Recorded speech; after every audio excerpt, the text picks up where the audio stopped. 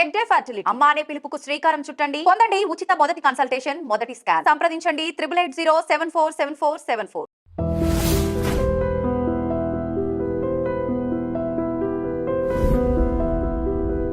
కానీ రాజకీయాల్లోకి రావాలి అనేది మీ సొంత నిర్ణయమేనండి?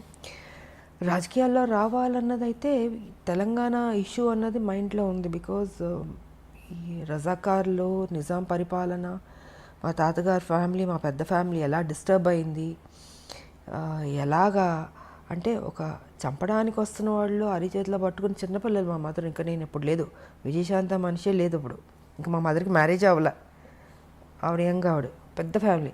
సో అక్కడి నుంచి చంపడానికి వస్తున్నారని మా తాత ఏం చేశారు, ఆస్తి మొత్తం ఏటూరు నగరం మొత్తం వదిలి చెన్నైకి వెళ్ళిపోయారు.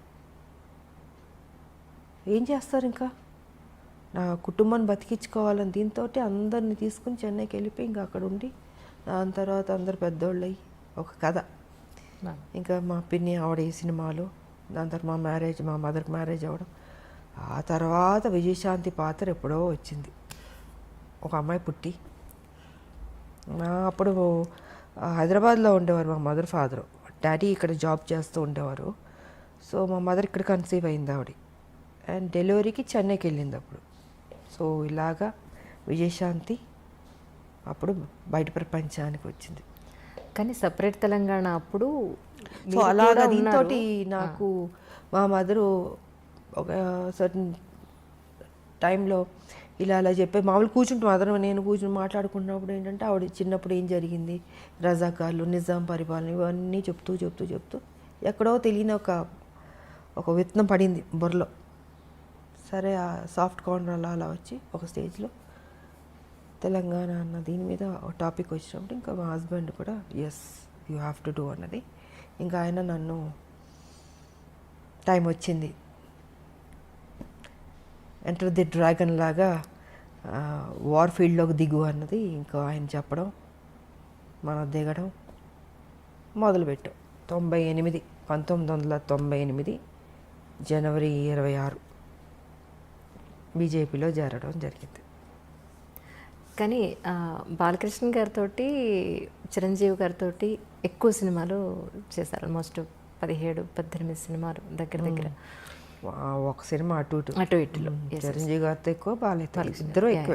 జస్ట్ 1 or 2 మూవీస్, పెద్దగా డిఫరెన్స్ కూడా ఏం లేదు.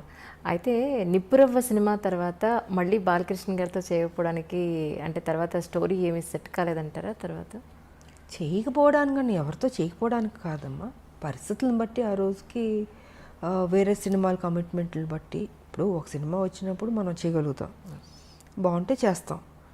అలాగా ఆ తర్వాత మళ్ళీ నాకు నా ఇమేజ్ డిఫరెంట్గా వెళ్ళి కొంచెం ఆ హీరో ఇమేజ్ వచ్చేటప్పటికి నేను ఇంకూ హీరోయిన్ సబ్జెక్ట్స్ మీద ఆ హీరో ఫిల్మ్స్ లాగా ఎక్కువ చేయాల్సి వచ్చింది. సో కుదరలేదు నాకు, ఇంకా రెమ్యునరేషన్లు పెరిగిపోయినాయి. ఎగ్జాక్ట్లీ హైయెస్ట్ రెమ్యునరేషన్ తీసేసుకున్నాను. సో న్యాచురల్గా నేను ఒక హీరో అయిపోయాను కాబట్టి ఇంకా నా సినిమాలు నేను చేసుకుంటూ ముందుకు వెళ్ళాల్సి వచ్చింది. అలాగా గ్యాప్ వచ్చింది, అంతేగాని ఇంకేంటి. ఒక హీరోయిన్గా అప్పటి వరకు హీరో పక్కన హీరోయిన్గా యాక్ట్ చేసిన ఒక హీరోయిన్, టాప్ మోస్ట్ హీరోయిన్. మీరు ఆల్మోస్ట్ టాప్ మోస్ట్ హీరోలు అందరితో కలిసి మీరు వర్క్ చేశారు. 60 మంది ఉంటారు అనుకుంటా, బహుశా 60 మంది హీరోలతో అనుకుంటారు. ఎగ్జాక్ట్లీ అంటే కొత్త వాళ్ళు, చిన్నవాళ్ళు, మా అందరూ ఆల్ అండ్ ఆల్. సో అలాంటి ఒక హీరోయిన్ తర్వాత మిమ్మల్ని బేస్ చేసుకుని స్టోరీస్ రావడం అనేది మొదలయ్యేది. దాని తర్వాత అలాంటి హీరోయిన్ని మళ్ళీ ఒక హీరో పక్కన పెట్టడం అని అంటే అది ఆల్మోస్ట్ ఇద్దరు హీరోల బరువు, ఒక మాట చెప్పాలంటే. అది కథాపరంగా కానీ ఆర్థికంగా అంటే హీరో ఇమేజ్ వచ్చిన తర్వాత కూడా గ్యాంగ్ లీడర్ చేశాను కదా. గ్యాంగ్ లీడర్ చేశాను, మెకానికల్ చేశాను. సో చేశాను నేను, బట్ ఎక్కువ దాని మీద నేను ఫోకస్ పెట్టాను. ఇంకా హీరో ఇమేజ్ 1-2 తప్ప ఇంకా దాని తర్వాత కుదరలే. ఒక హీరోయిన్కి హీరోయిన్ సెంట్రిక్ మూవీస్ రావడం అనేది ఇక అది పీక్ పరాకాష్ట అంటారా మీ ఉద్దేశ ప్రకారం? అంతే కదా, నేనే ఊహించుకోలేదు అసలు నా లైఫ్లో ఇలాగ ఒక హీరో ఇమేజ్ వస్తుంది, నేను యాక్షన్ సినిమాలు చేస్తాను, ఎంత రిస్క్ తీసుకుంటాను, ఎంత హైయెస్ట్ పేడ్ హీరోయిన్ అవుతాను, నేను నా లైఫ్లో నేను ఊహించలేదు. నిజంగా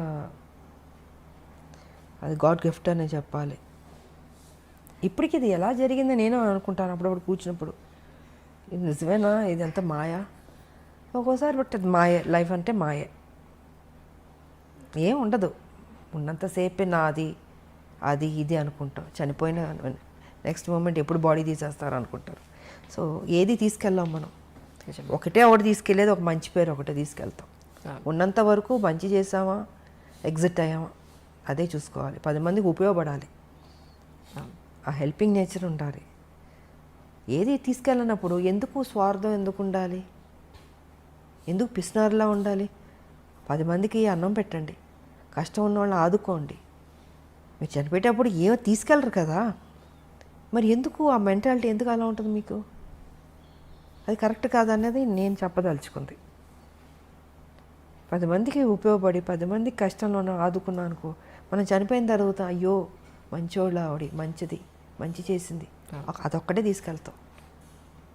నిజం. మనకు కూడా తృప్తి ఉంటుంది జీవితంలో. బతుకున్నంత వరకు మంచి చేసాము దేవుడా, నాకింత చేస్తావు, నేనేం చేశాను, సమాజానికి ఏం చేశాను అన్నది ఉంటుంది కదండి. సో ఆ సమాజానికి ఏం చేయాలన్నది రాజకీయ పరంగా చేయగలుగుతాం, లేదా సోషల్ వర్క్ చేయగలుగుతాం. సోషల్ వర్క్ చేశాను, రాజకీయ పరంగా నేను చేసుకుంటూ వెళ్ళాను. బట్ దాని పెద్ద ఆర్భాటంగా పబ్లిసిటీలు చేసుకుని నాకు నచ్చదు. మొన్న కూడా మీ పుట్టినరోజు నాడు ఎంతమంది వచ్చారు మ్యామ్ ఆ రోజు? నేను చెప్పాను, నేను చూపించుకోను. అవును, నాకెందుకు నాకు అది పబ్లిసిటీ చేస్తుంటే నువ్వు నిజంగా సేవ చేసినలాగా ఉండదు, స్వార్థం కోసం అన్నట్టు ఉంటుంది.